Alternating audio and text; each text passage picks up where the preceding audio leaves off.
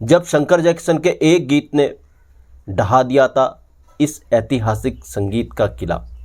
जी हाँ दोस्तों, कौन सा शंकर जैक्सन का वो गीत था जो इन ऐतिहासिक गानों पर भारी पड़ा था, आज मैं आपको बताऊंगा। बने रहिएगा वीडियो के अंत तक मेरे साथ। दोस्तों, चैनल पर नए तो चैनल को सब्सक्राइब कर लीजिएगा, बेल आइकन भी प्रेस कर लीजिएगा ताकि नोटिफिकेशन आप तक पहुंचती रहे। नमस्कार, मैं महेश कोहली बॉलीवुड संगीत के सफ़र से। दोस्तों, आज मैं दो संगीतकारों की बात कर रहा हूँ। जी हाँ, नौशाद और शंकर जैक्सन। इन्हीं के बीच का यह किस्सा है। नौशाद साहब 1937 में फिल्मी दुनिया में आए थे, इसी के आसपास वो फिल्मी दुनिया में आए थे। उन्होंने अपना आगाज़ किया, प्रेमनगर जैसी उन्होंने शुरुआत में फिल्में दी। नौशाद साहब की पहली हिट फिल्म थी रतन। 40 के दशक ही में ये फिल्म आई थी रतन। रतन के गाने सुपर डुपर हिट हो रहे थे। नौशाद साहब आगे बढ़ रहे थे। नौशाद साहब वो संगीतकार थे, सही मायनों में अगर कहा जाए, नौशाद साहब ने ही फिल्म संगीत को आगे बढ़ाया, एक नई पहचान दी। शुरुआती दौर में जो फिल्म संगीत के गानों को पॉपुलैरिटी दिलाई एक अलग तरीके से, वो नौशाद साहब ने ही दिलवाई। नौशाद साहब ने कई इंस्ट्रूमेंट को इंट्रोड्यूस भी किया, जिनमें से एक एकॉर्डियन इंस्ट्रूमेंट है, ये नौशाद साहब ने इंट्रोड्यूस किया था। नौशाद साहब ने कई गानों में प्रयोग किए थे। शुरुआती दौर में उनका एक ख़ास प्रयोग था, वो लोक गीतों और शास्त्रीय संगीत का इस तरह से मिक्सचर किया करते थे कि गाने पॉपुलर हो जाया करते थे। फिल्मी ढंग से वो कंपोज किया करते थे, लोक संगीत और शास्त्रीय संगीत को मिला करके गाने।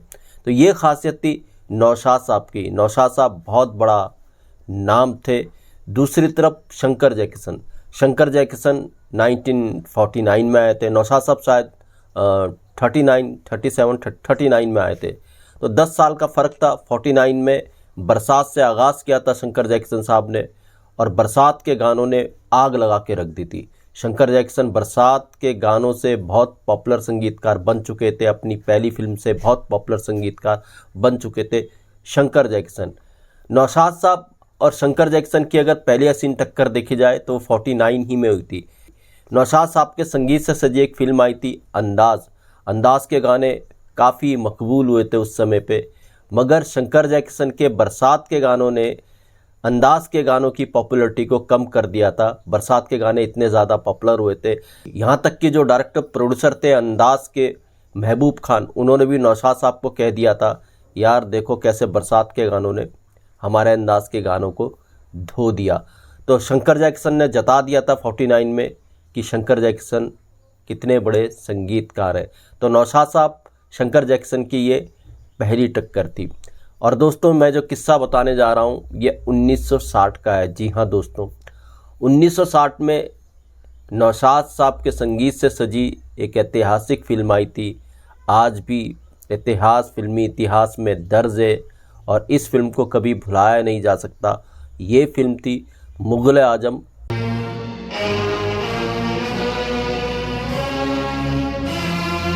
के आसिफ साहब की मुग़ल आज़म में कमाल का संगीत था। नौशाद साहब ने काफ़ी मेहनत की थी मुग़ल आज़म के अंदर। 12 गाने नौशाद साहब ने मुग़ल आज़म के अंदर रखे थे।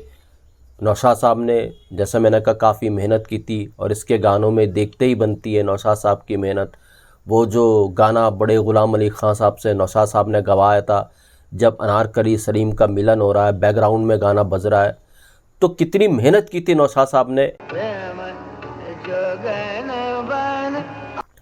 इस तरह का क्लासिकल संगीत देने में। और नौशाद साहब ने कई आम गाने भी इस फिल्म के अंदर बनाए मुग़ल आज़म में। जब प्यार किया तो डरना क्या, ये गाना कितने मतलब आसान गाना लगता है। उन्होंने इस तरीके से नौशाद साहब ने इसको कंपोज किया कि इसकी धुन सीधा लोगों के दिलों पे असर करे।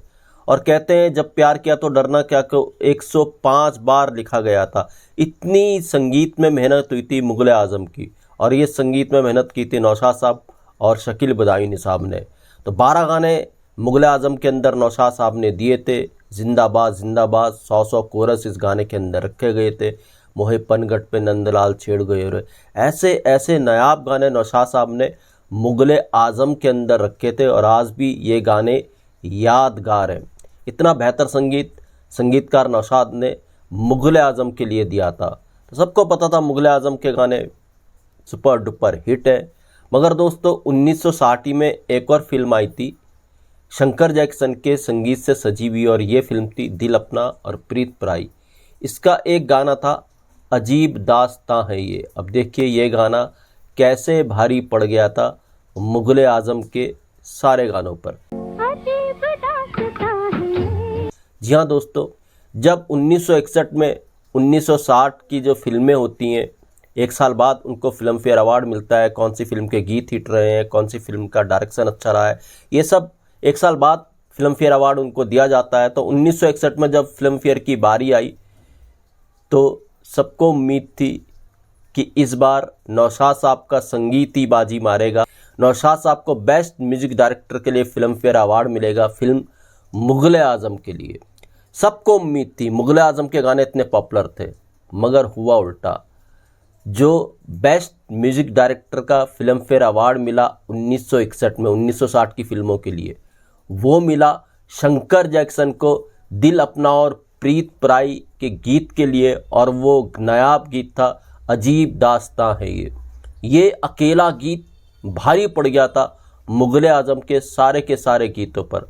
दिल अपना और प्रीत पराई में कुल 7 गीत थे, मुग़ल आज़म में जैसे मैंने बताया 12 गीत थे।